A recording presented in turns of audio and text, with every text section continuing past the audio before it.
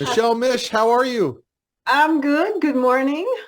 So let me first of all, I'm going to be the first one just because I got to meet with you last. Well, I didn't meet with you last time. Dale did, but I had you on the Trader Summit, and I asked, give me one big call, and your big call was get long silver, and that was like $23 maybe, if my memory serves me correctly. I want to say it was right about here. And we were getting close to triangle resistance. I remember because I was like, I don't know. I'm going to wait for it to break out. And you were like, nope, silver is going to break out. And lo and behold, we got about a 20% move. It's obviously pulled back just a little bit, but great call.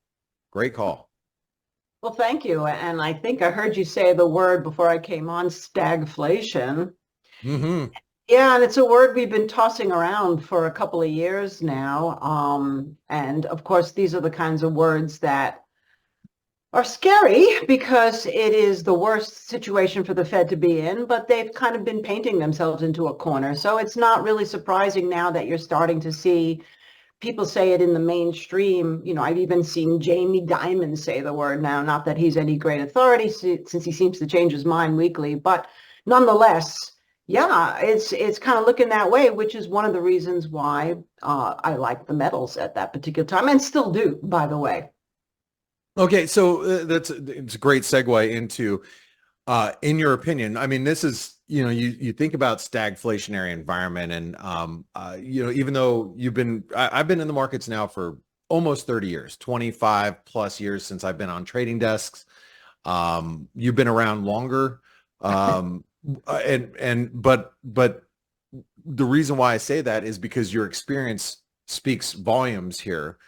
How are you going to position yourself? Let's forget precious metals. I think everybody's on the same page as you. How Exactly. else would you position yourself for a stagflationary environment? How else do you think the market's going to respond? Well, we're already seeing a little bit of a rotation into value from growth, and clearly Meta earnings was one result of that. Netflix last week, which was another one of my bold calls, I wrote a daily in March that said that Netflix was topping and was probably a great short. And the reason why is if you think about a stagflation environment, and even with these growth companies, they have to find some level of valuation. And also, in order to keep up and be competitive, this is exactly what Zuckerberg said, is they're going to have to spend some money. And so I think that AI obviously is, not going away, but it's kind of like EVs aren't going away. They're still the future, but yet we saw Tesla still trying to figure out what reality is for in terms of what that company is worth. And I think we're going to see the same thing with growth. So I wouldn't say I wouldn't be a buyer of growth, but I would not expect the type of returns that we've seen in 2023 into the early part of 2024 in that area. Where we could see more returns would be, I think, first of all, I'm looking at some emerging markets, especially emerging markets that produce commodities, because I still believe that we are a world that has been caught short enough raw material because producers with cheap prices have pulled back for years. COVID obviously was an extreme example, but still, even since COVID with geopolitical situation, this is what we're seeing is that there's questions. Is there enough copper? Is there enough oil? And so on, forth and so on. Is there enough aluminum? I mean, even you've got some of these little base metals. And so I'd like some of those companies that are producers, some of those countries that are producers. And I have to say, I'm very commodity focused. And the good news is if you don't want to trade futures, you can actually look to trade ETFs, made it pretty simple. In terms of company stocks, I still like some of the defense stocks, particularly cybersecurity. And I do think that the consumer is changing. This is the last thing I'll say because I don't like to talk too long and we can certainly do Q&A here with each other. But I've really been into this whole notion. I'm going to say I coined the phrase the vanity trade, and I haven't seen anybody else use it, but it'll happen where the consumer, and I know there's been some controversy today that came out about Ozempic and the pricing. This is exactly what I think is going to happen is that these diet drugs, they're going to have to become more competitive and more mainstream affordable. And when they do, I think that considering that we have a tremendous obesity problem, and we have had for many years, and it's only gotten worse since COVID, people that will turn to these drugs will become a new vain consumer of skincare and makeup and hair products and, anything else that's going to make them feel good about themselves. So the spending goes from which we have seen as the initial thrust in the consumer after COVID, to me, taking care of me. So those Well, are Estee Lauder never looked so good on you, right? Estee Lauder, Elf obviously has been a hot one. I mean, even some of the other companies like Coty, but even the companies themselves like Novo Nordisk, AbbVie, which by the way specializes in fillers and Botox, which, I mean, I know this sounds silly to maybe to a male audience, although I know a lot of men who also do this. But if you think about it, if you can finally lose weight and keep it off, you're going to say, my skin is sagging. What can I do? Yeah, That kind of thing. So that makes that's sense. yeah, that's what I've been excited about. I think you have to time your way carefully. Obviously, you don't want to necessarily buy into a declining market, but we know that at some point they're going to look really interesting, and they're still holding up better than most of the other stocks. So what happens though if Oprah, the spokesperson here, she grows like a second nose or something on her forehead? I mean, would that throw off the balance of some of these? I'm just joking. I'm obviously being very sarcastic here. All right, so that makes a lot of sense. I love how you're putting it all together, Mish. We had one of our traders, Forex gal. She asked, "Are you going to show any charts?" You're more than welcome to show some charts that you're looking at. But before you do that, I want to ask you this: if you want to, it's not mandatory. You can just point me in the direction if you want to as well. Um, I want to ask you about the commodities market, because what we've seen in commodities, going back to your earlier comments, talking about some of the producers, but if you look at the commodity indexes, like let's look at the here's the Reuters commodities, core commodities index. We're breaking out. It's a pretty significant breakout. The Bloomberg commodity index looks like it's trying to forge a bottom here. They look primed and ready to go. And so going back to your macro thesis, prices are going to have to rise, and and for companies to stay competitive. Or does it go the other way around, and do we get companies cutting costs to stay competitive, to stay afloat? What are your thoughts there? Well, I think we may see a little bit of both. And also we have to factor in interest rates, right? Because that's a huge part of this whole equation. And with the higher for longer, which clearly seems to be the case, but that doesn't necessarily mean that the interest rates are priced right for the type of inflation that we could get if we are caught short raw materials. And then, of course, that would beg the question of which way the Fed goes, right? Do they want to protect the economy and potential recession and not raise too much, or at the result of possibly seeing inflation get a little bit more out of control? But to get to your point, yeah, I think you have to look at companies that have pricing power. Obviously, growth companies. When I say growth companies, I don't necessarily mean growth stocks. But companies that are really basically have strong balance sheets and in their earnings show potential for growth. And that's exactly what we're seeing the opposite of so far with Meta and with Netflix. And of course, it'll be interesting to see what happens with Microsoft and Amazon. But Sure. really, I think you'll have both. I think you'll have companies that will be able to factor in the higher prices, and consumers, which is really where it all gets down to, will continue to buy those things, hence staples, hence value. And the companies that cannot keep up with pricing power, obviously, we're going to have to cut courses, like Tesla, classic example, in which case we'll start to see some issues with that type of company's stock. Okay. All right. All right. Fair enough.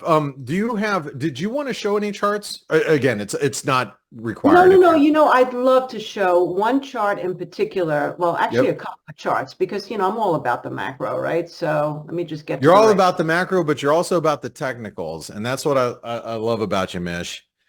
Well, And thank you. you happen to be a New Mexicaner, I which am is a New Mexicaner. Yeah. very close to where I live. So I love that. Matter of fact, my son's soccer team is going to be in New Mexico this weekend, but we are going to have to skip it because it's prom weekend. But so Oh, yeah, I oh, know. wow. So both your kids have stuff going on. Yeah. Yeah. All right, well, I wanted to show, I've been featuring this chart in my dailies for the last, really, basically 3 weeks as we watching the progression, and obviously today's pricing is not in because the market hasn't opened yet, but kind of put it into your cap.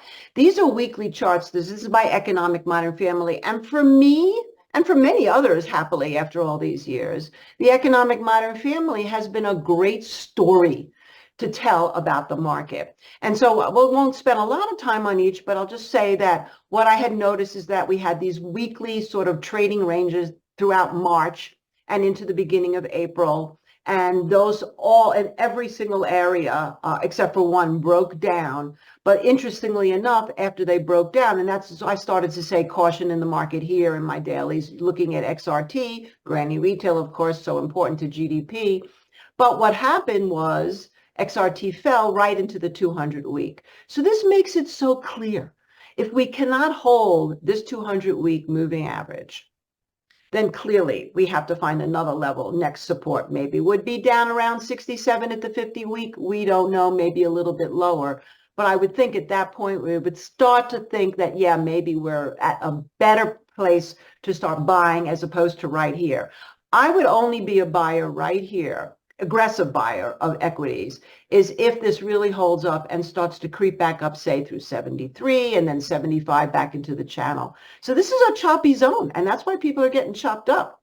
And then in terms of the Russell 2000, the same kind of thing happened. It didn't fall quite as fast as the retail did, but small caps did fall.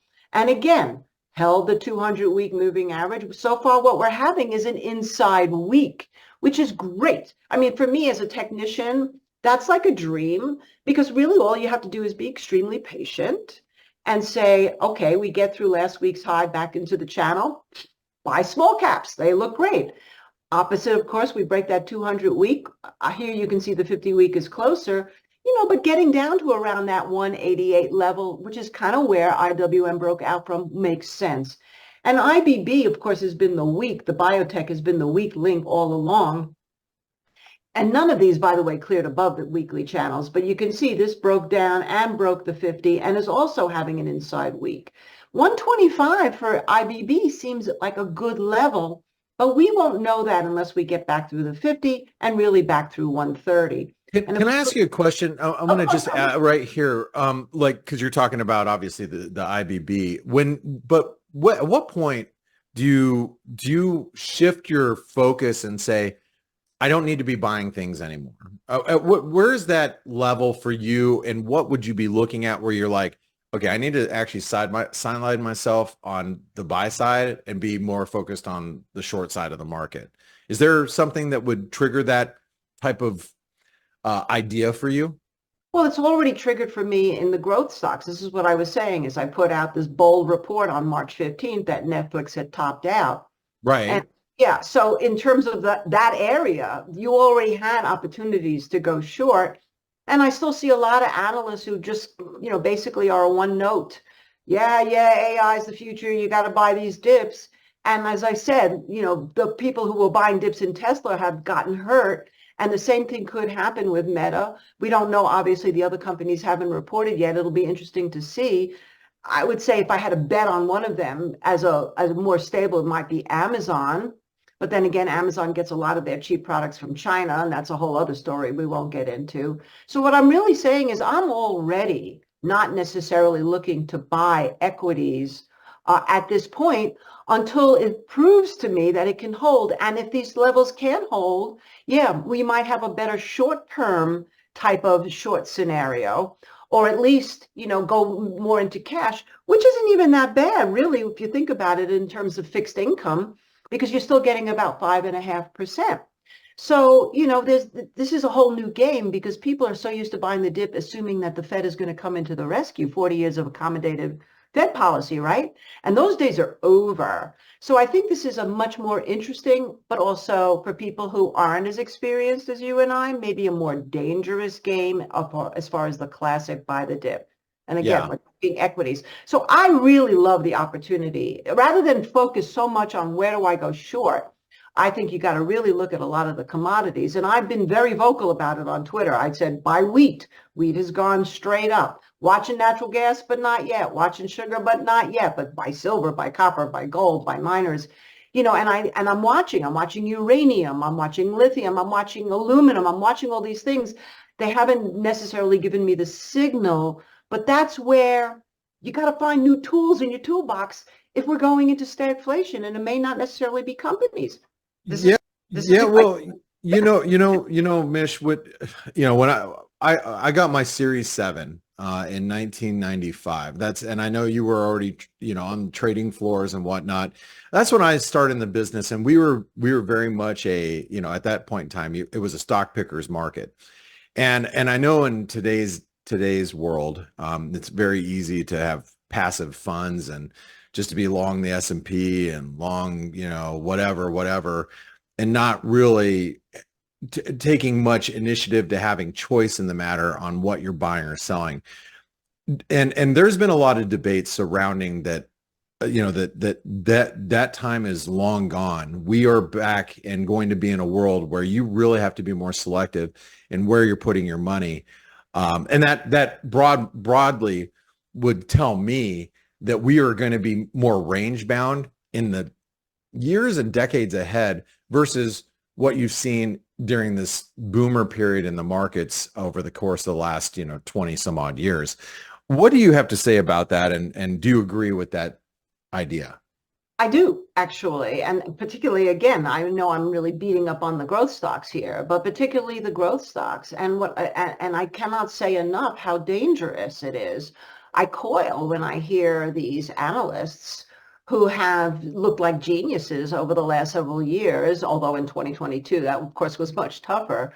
But as we were ending 2022 into 2023 saying, these stocks are undervalued and they're a buy. Yeah, but now they're so overvalued. And the bigger question is exactly what you just said, which is we don't really know exactly what the value is. And they can be range bound, as we've seen in the past, for quite some time until things move into a new direction or a new type of economy. And everybody thought the new economy was AI, and it still is, but that doesn't necessarily mean that these stocks go up forever. And Yeah. so I agree with you. I mean, it still will always be a stock picker's market, and there's still always a bull market somewhere, as we know.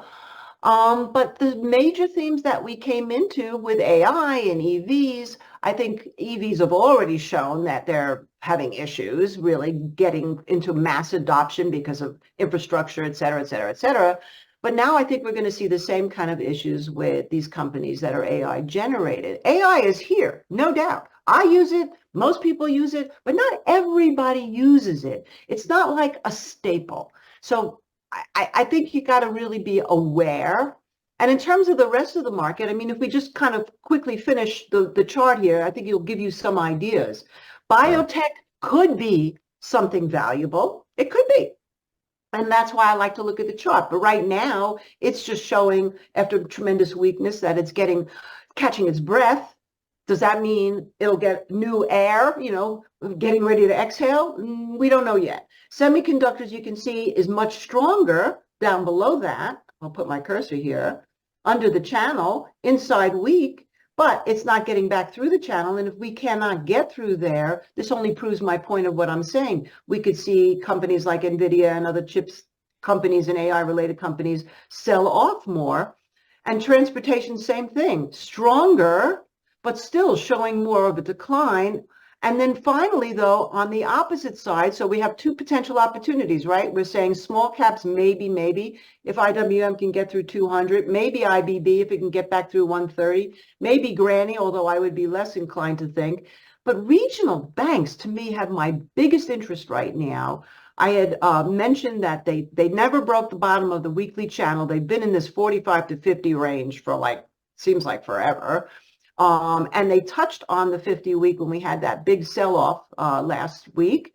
And now but they closed up on the week, and now they're getting follow through. And even today with the market down, they're still not down that much, which tells me that we could see a shift in the whole commercial real estate thing, which I don't know why. It doesn't make any sense to me. But from a technical standpoint, it could mean that we'll see an opportunity to be able to buy at least KRE, if not some of the regional banks. And then, the narratives of fundamentals always change after the technical setup. We know that, Sure. right?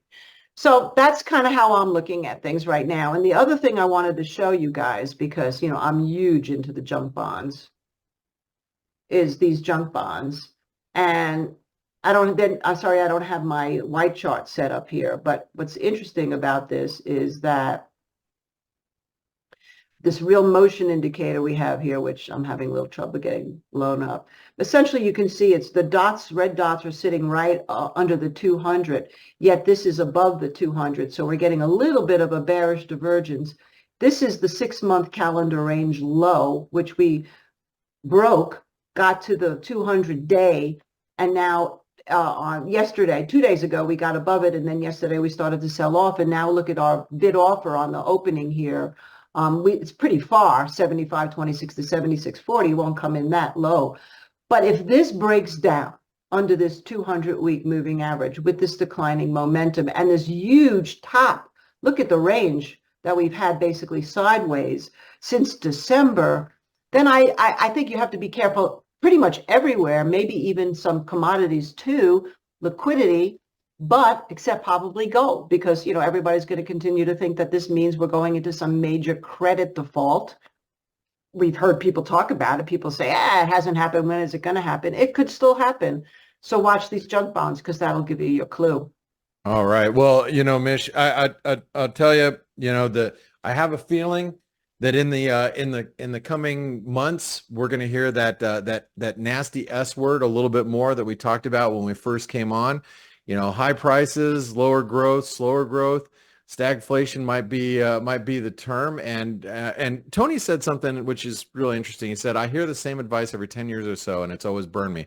Well, you know what that means, Tony, and Tony's a valued and daily listener here on the Face Show, is that maybe you need to find people like Mish to be listening to find those individual names versus maybe somebody that you've been listening to in the past. So Mish, tell us a little bit what you do at Market Gauge there in New Mexico.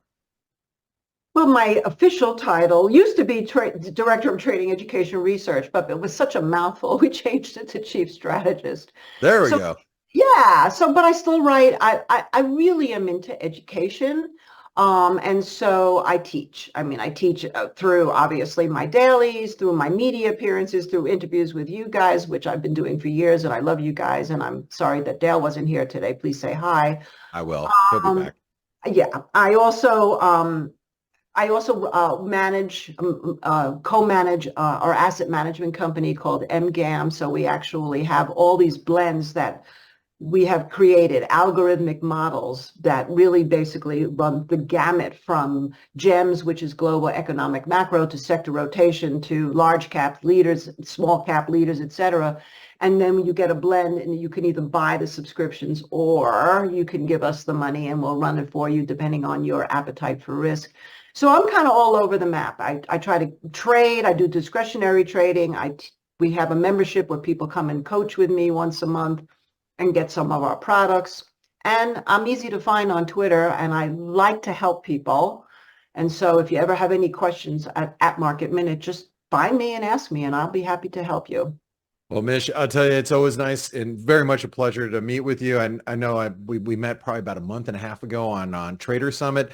And I'll look forward to reaching out to you very soon. Appreciate you always spending the time with us. And I know our traders really appreciate it as well. Get some really great comments in the chat. So Mish, have a wonderful day in New Mexico. Wish I was there to see you this weekend. I won't be, but I'm sure your weather is going to be better than ours. So well, let me know when you come the next time. Love to. We'll to do. Okay. Well, thank you, Mish. Have a great one. And thanks everybody for listening in here. Make sure you guys get involved with Forex Analytics, and thanks for tuning in to Face. We'll see you tomorrow morning. Tomorrow morning, we are going to be covering the PCE live.